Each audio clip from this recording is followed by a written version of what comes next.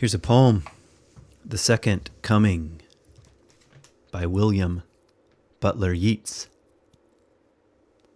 Turning and turning in the widening gyre, the falcon cannot hear the falconer. Things fall apart, the center cannot hold. Mere anarchy is loosed upon the world.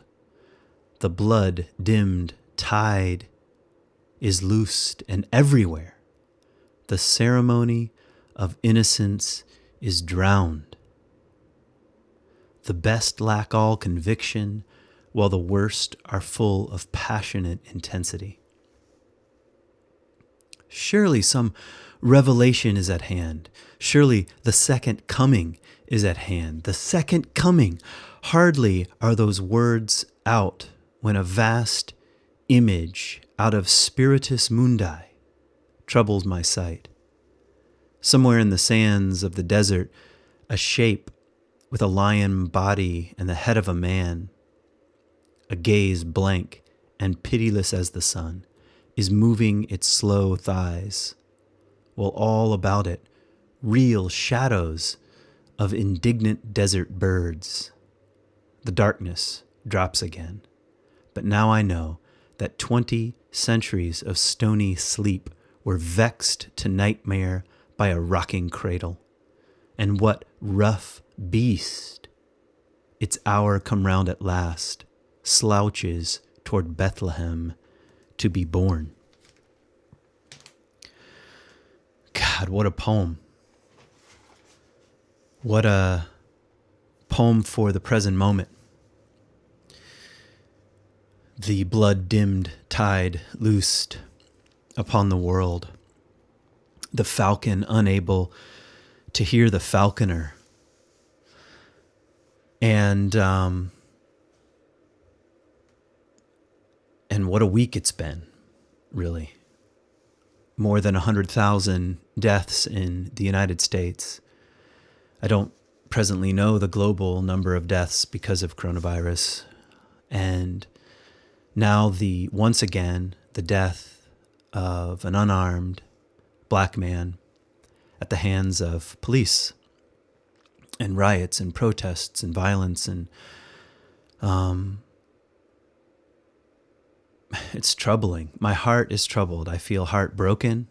I feel worried. I feel confused. And here I am making another podcast as a white, privileged male. And part of me knows it's a time for silence. It's a time for listening. And that's what I want to try to do today. I often feel the tension between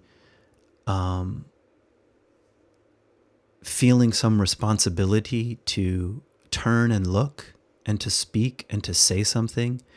That's part of the burden of being a teacher and feeling called to such a thing.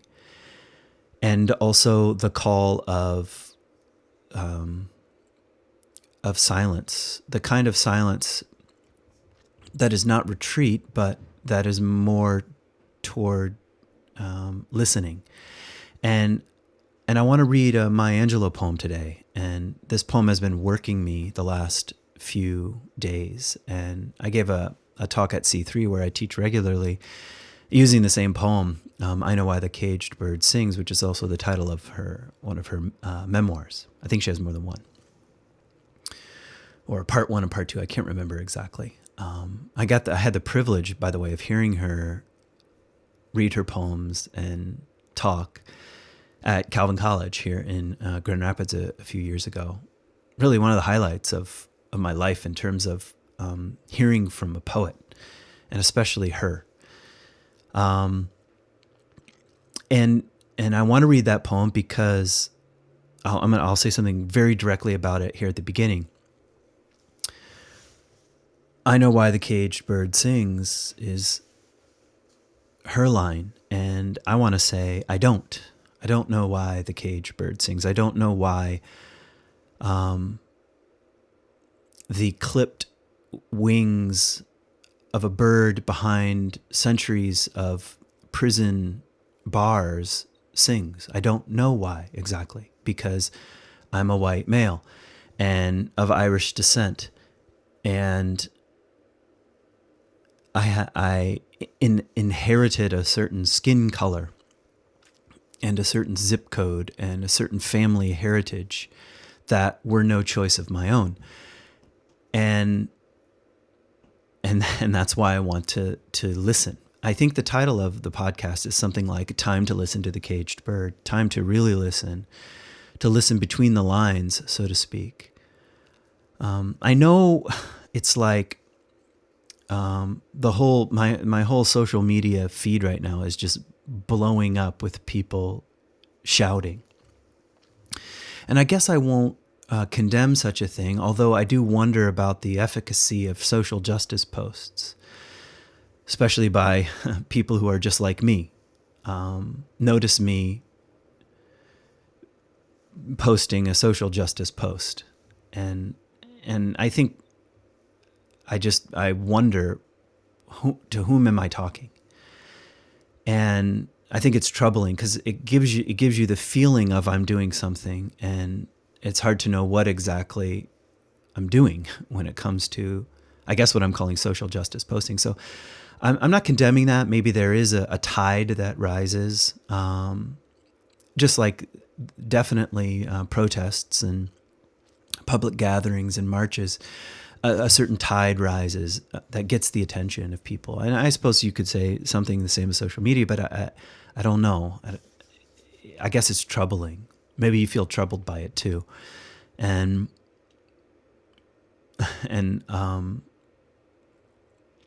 you know, I'm troubled by my white friends pointing the finger of white privilege on social media. I mean, the irony is too great. And I, and must point at toward my own privilege and say, all right, to whom do I need to listen? What do I need to learn? I think everybody, no matter what, feels like, hey, my worldview is pretty good right now, unless they're in a deep descent and everything is unraveling. But it's like, yeah, I've kind of gotten some things straightened out, especially compared to other people, and that kind of illusion can lead to a kind of unconscious plugging of the ears, and I want to try to open. And I don't know, there's something about this past week that I feel humbled once again. I don't know what I'm talking about. To quote the title of my podcast in general, Hints and Guesses. That's all I'm ever reaching for, and longing for and hoping for is a hint and a guess, a hint followed by guesses. That's a line, of course, from T.S. Eliot. And God, I hope you're feeling disturbed. And one of the things I think I want to start off by saying, I'll try not to make this podcast too long because I'm talking about listening, and I will get to my Angela's poem here. But maybe I want to start off by acknowledging how complex race is in America.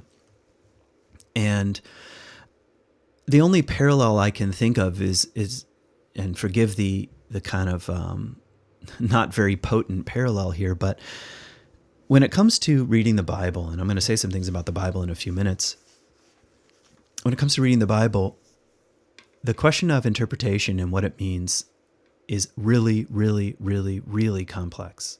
We're talking about 3 ancient languages. If I include the New Testament, we have Hebrew, Aramaic, and Greek all appearing in the Bible. And we have Hebrew written at different time periods, covering vast stretches of time, sometimes more than 1,000 years of difference between expressions of the Hebrew language. And we have centuries and centuries of distance between us and the ancient world, between us and the ancient text, between us and the ancient languages.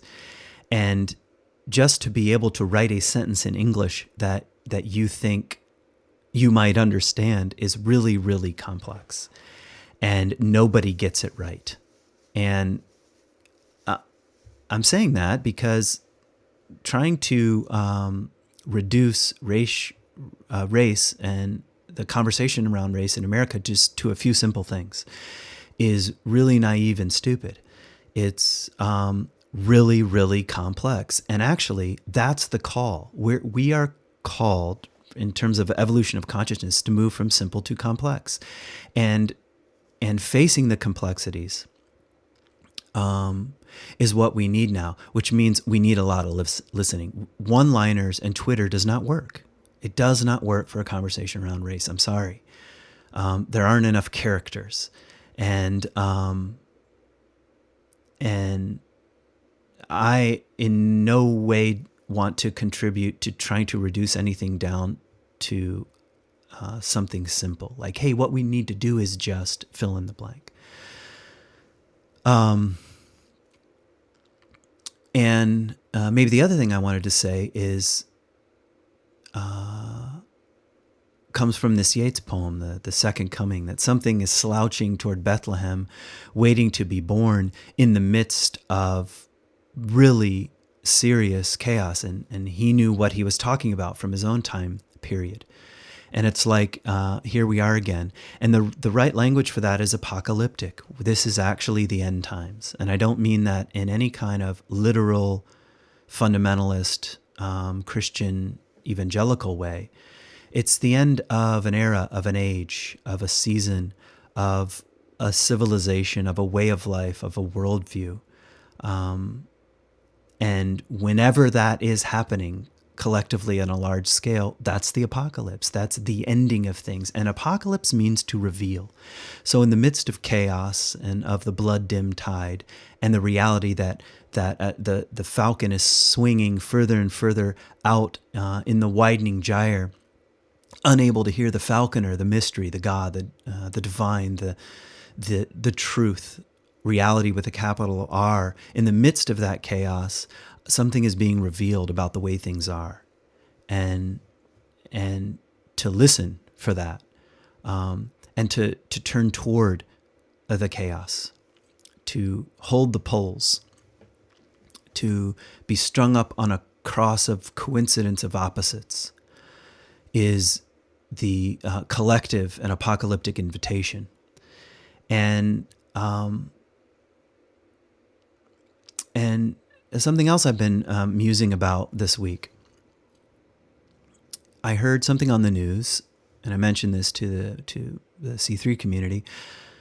I heard something on the news that this year marks the 400th anniversary of the enslavement of Black Africans taken from their continent, from their ancestral land, from their tribes and homes and way of life, and brought over by ship to the new, quote, the New World, which was not new at all, of course.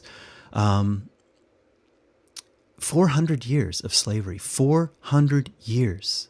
I just want you to hear that. 400 years, longer than the United States of America has been a country. That is a long, long time for patterns and stories and worldviews to to form, to a certain consciousness to form around what,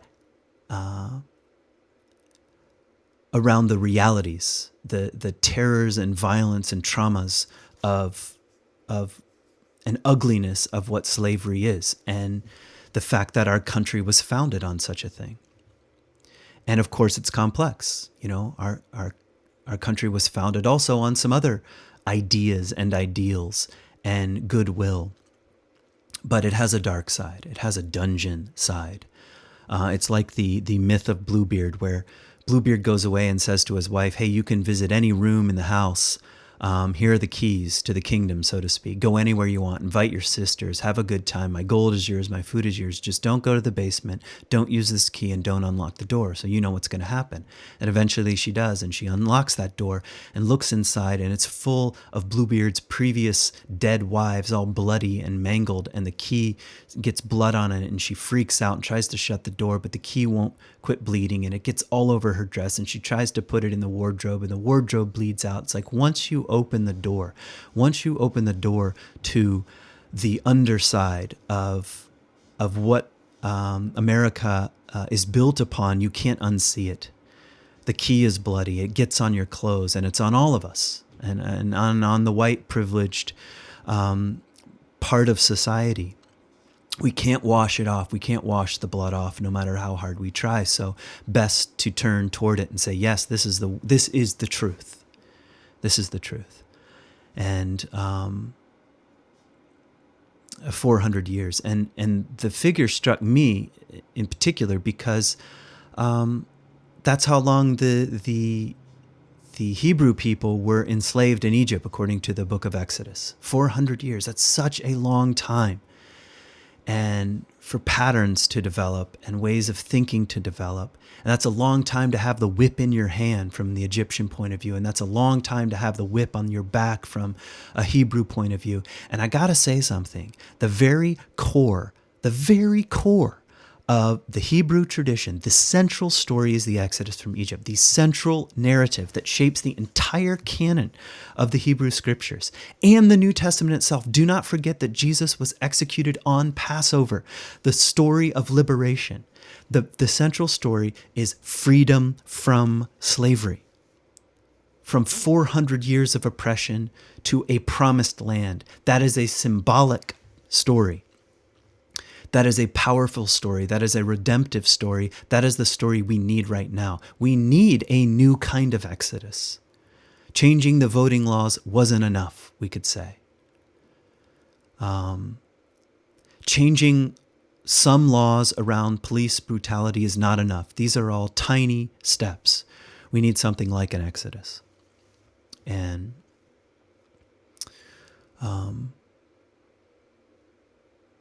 I'm heartbroken. I mean, like I can even feel tears coming up right now.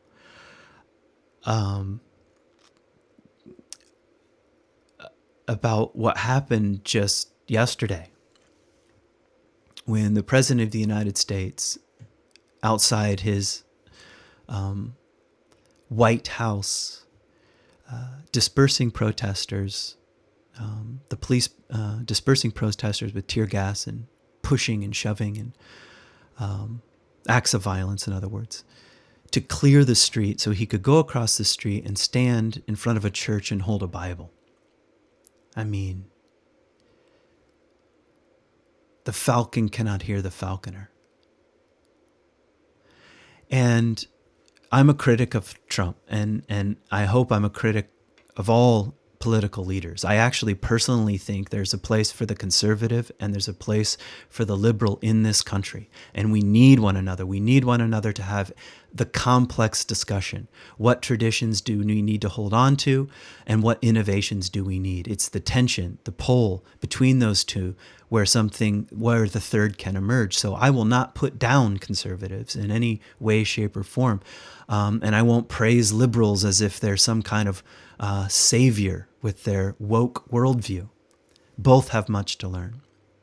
But this act by a so-called conservative president, which I think we can now put into question, is just terribly, terribly dark. It's as if the man holding the Bible has never opened a page, does not know what's in it. The very book stands in condemnation of his own actions, and it stands in condemnation of my own actions and my lack of actions around race particularly. So I'm not innocent here. The blood's on my hands as well. But the central message of the very book that he holds in his hand in front of a church is liberation. The messianic image is the day when the war chariots and horses will no longer come to Jerusalem, but the swords will be beat into plowshares. That's the vision.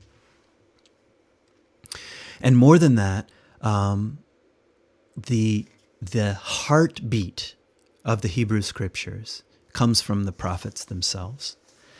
And the prophets say something that could not be more direct.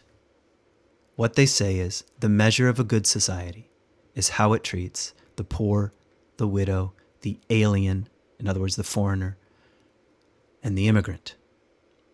The measure of a good society, of society that has a moral spine, that takes responsibility, is how it treats the poor, the widow, the alien, and the orphan. And to stand there and hold that book is to have the light of justice cast upon the darkness of what we call America.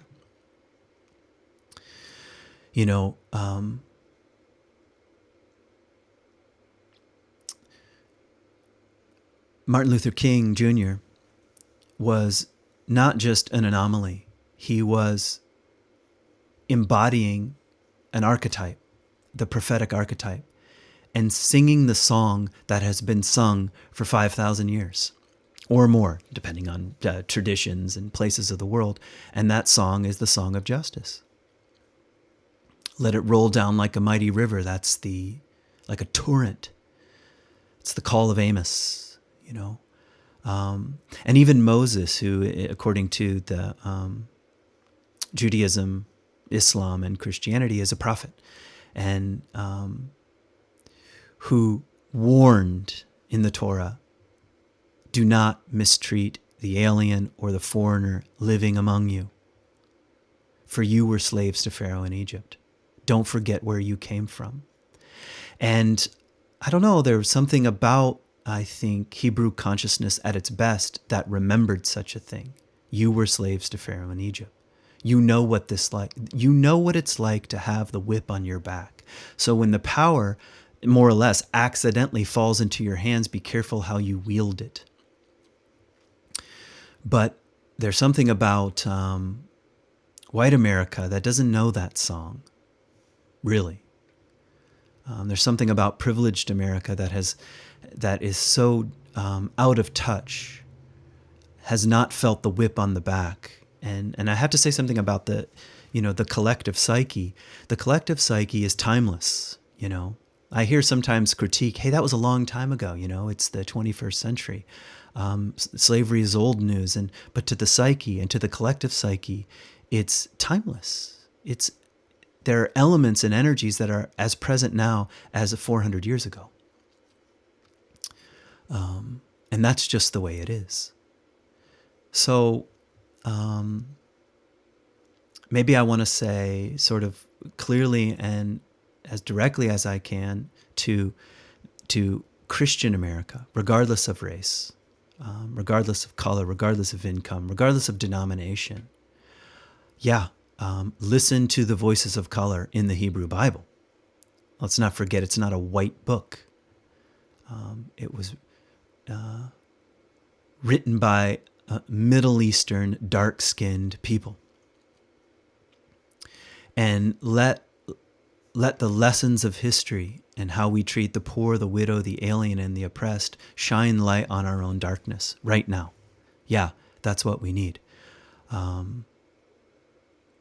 Lest the Bible become a kind of weapon for ideology, weapon for conservative or liberal, I suppose, ideology, to weaponize this sacred collection of songs to push my personal agenda. The Bible doesn't allow such a thing. It laughs in the face of such a thing. Like God says to Jeremiah, the temple, the temple, the temple, you think you're so precious. My church, my church, my church. My book, my book, my book. Go on up to the place and see what I did to it. I leveled it to the ground. That's Jeremiah. And Jesus quotes from Jeremiah when he says, My house will be called a house of prayer for all nations. But you've turned it into a den of robbers.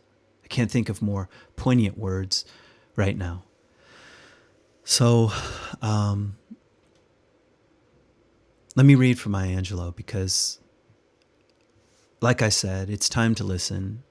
It's time to listen to the caged bird and to humble ourselves into a conversation with Black America and Hispanic America and Arab America and other ethnicities I can't think of right now. The list is long. And here's what she has to say. A free bird leaps on the back of the wind and floats downstream. A free bird leaps on the back of the wind and floats downstream till the current ends and dips his wings in the orange sun rays and dares to claim the sky. But a bird that stalks down his narrow cage can seldom see through his bars of rage. His wings are clipped and his feet are tied, so he opens his throat to sing. The caged bird sings with a fearful trill of things unknown but longed for still, and his tune is heard on the distant hill, for the caged bird sings of freedom. The free bird thinks of another breeze, and the trade winds soft through the sighing trees, and the fat worms waiting on a dawn bright lawn, and he names the sky his own. But a caged bird stands on the grave of dreams. His shadow shouts on a nightmare scream. His wings are clipped and his feet are tied, so he opens his throat to sing. The caged bird sings with a fearful trill of things unknown but longed for still, and his tune is heard on a distant hill, for the caged bird sings of freedom. What is the song that's being sung right now? What's the song in the throat of the caged bird, echoing through the urban city centers of this amazing country? What is that song? Right now, the song is I Can't Breathe. I can't breathe is what the caged bird is singing. Do we have ears to hear? Can we allow such a song to soften our hardened places, unplug our deaf ears and our blind eyes to the ways our brothers and sisters live in this country, and what it's like to walk down the street for so many people of color? You know, unlike me, I ride my bike and run wherever I want, without a care or a thought in the world, like a free bird, dipping my wings in the orange sun rays, daring to claim the sky. And that's what is meant by privilege. I don't know what it's like, so I have to take responsibility to listen in my own small way to the song. If I can't breathe right now in America. And one more sort of parting thought. So my wife was telling me she heard something from a friend of hers, a Hispanic friend of hers, who was musing on Pentecost, which was this past Sunday. And Pentecost is the festival in the Christian calendar where the Spirit, the wind, the Holy Spirit, falls on the collective, regardless of ethnicity.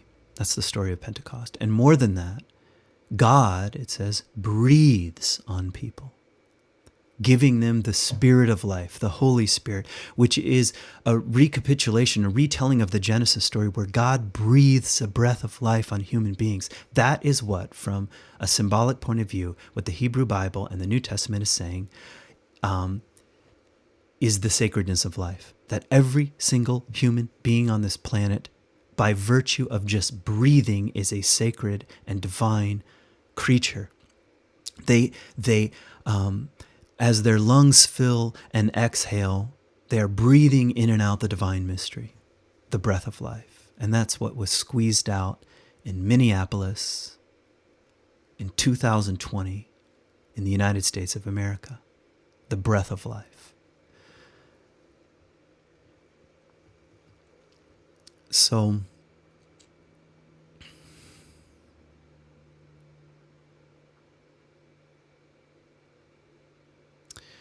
the caged bird sings with a fearful trill, but long of things unknown. The caged bird sings with a fearful trill of things unknown, but longed for still. And his tune is heard on the distant hill, for the caged bird sings of freedom.